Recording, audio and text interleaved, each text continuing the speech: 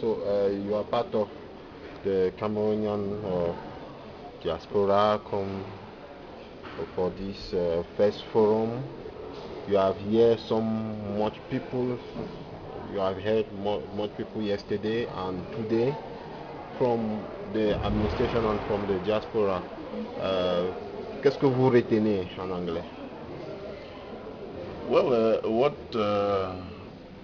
I have experienced is the desire from government, in the first instance, for participation from the diaspora, and also the eagerness of diaspora to be part of this dream that government has, national development and inputs from the diaspora.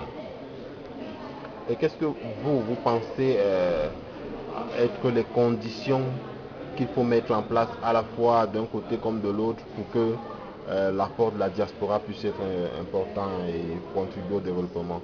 Well, with respect to conditions, as we were addressed by various ministerial departments yesterday, there seemed to be some kind of shift in policy formulation such that these ideas can be encouraged. I think the next line of action will be to actually monitor to see that those conditions that appear to be friendly, which have been put in place, actually remain friendly, because that's really a critical point here. Dites-moi un peu comment les Camerounais qui vivent au Nigeria, vous êtes organisés en association, vous fonctionnez ensemble, vous êtes à peu près combien, qu'est-ce que vous faites, vous êtes dans quel secteur? Well, in Nigeria, by government statistics, we should be about 2 million. However, that may not be very exact. We may be much more than that, or we might be less than that.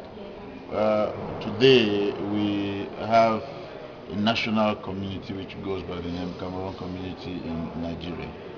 However, there are sub-units to that community in various states and regions with other sub-names. But we work together. We work together not just as Cameroonians in diaspora. We work together with our host communities and the authorities. We also work together with all the officials in our various consulates and the High Commission. Ours actually is to bring our rich diversity together and use it as a strength and be relevant in the things that are going on in our country. Vous êtes bien installé au Nigeria, vous êtes bien installé dans la vie du Nigeria, dans la vie économique, dans la vie sociale?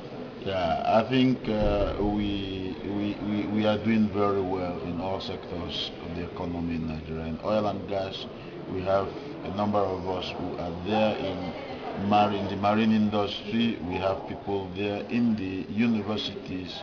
We have a lot of us who are professors there. I, for instance, am a professor of electrical engineering and the dean of the College of Engineering at Igbinedion University in Okada.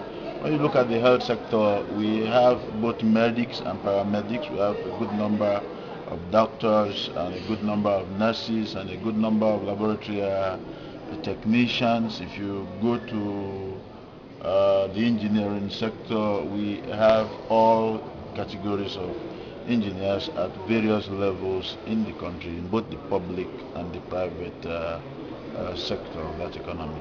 Alors, hier, on a entendu beaucoup de choses de l'administration. Ils disent par exemple, le Cameroun a un grand potentiel agricole. S'il y avait des gens qui venaient financer l'agriculture pour produire en grande quantité, avec le marché qu'il y a autour du Cameroun, ça permettrait rapidement au pays de grandir.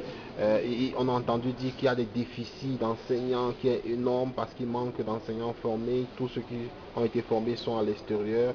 On a entendu comme ça dans plusieurs domaines, l'immobilier, vraiment dans la plupart des domaines. Comment vous réagissez à ça? We understand those deficiencies. They exist, yes, but we also have capacity abroad. I think it's to cause a synergy with all these things. Now, for us in Nigeria has a population of about 150 million people. It's a big market for us. And presently there is a lot of trade between Nigeria and Cameroon, though it's uncoordinated.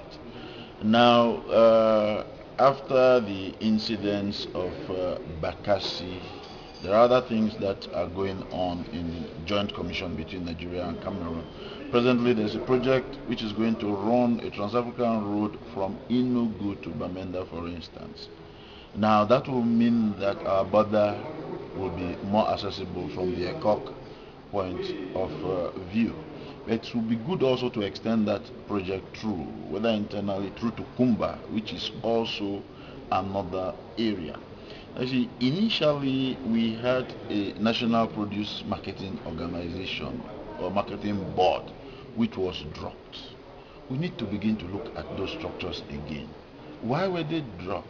Because the National Produce Marketing Board was a board which coordinated all agricultural activities that were going on in the country. And if that kind of board is there, and we have a stock of all these things that we say we have, whether in agriculture or with textiles. Our textiles, for instance, our clothes from Sika, they love them very much in Nigeria. Our soap, Savon, they love them very much in Nigeria. Our drink, Top Pamplemousse, Gino, they love them very much in Nigeria. And for now, a lot of, let me say, illegal trading is going on in those things. Government needs to open up to coordinate those activities. If you go to Limbe, for instance, or to Tico, tons and tons and tons of Cameroonian products, whether agricultural, whether from the brewery sector, whether from they are leaving to Nigeria, but we are not capturing it, and we need to also do that in a much more coordinated way that will aggregate funds for better national development. Thank you. Thank you.